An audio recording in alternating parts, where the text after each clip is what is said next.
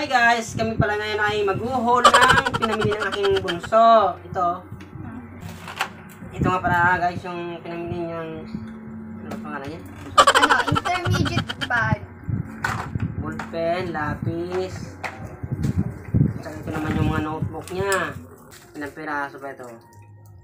2, 4, 6, 8, 10. Ito ay 10 pieces na notebook. At ito pa bumili pa ng baunan. Kaibigan. Ito ang kanyang pants. At ito pa ang kanyang payong.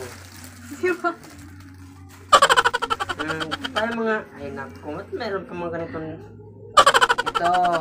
Yung tawag dito? Correction tape. Yung Ipakita. correction tape. Ito naman yung tawag dito. 1/4. Ignorante tayo nito eh. 1/4. 1/2. Tapos 1/2 crosswise. Ayan. Ano pa to? Mas. Siguro. Ano to? Panyo. Panyo. Ilan yan? Ano? At ito yung kanyang...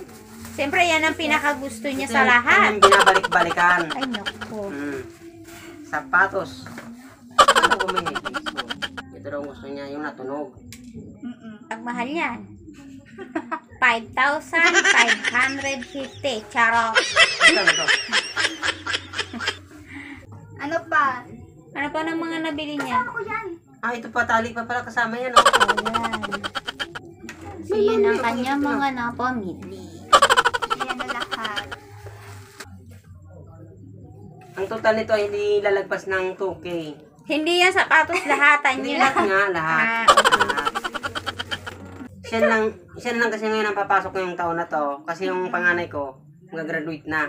Anong, Ng college. ay, sorry. Anong, ano na niya? Anong year na niya? K-12. Magiging K-12 na siya ngayong taon, year na to.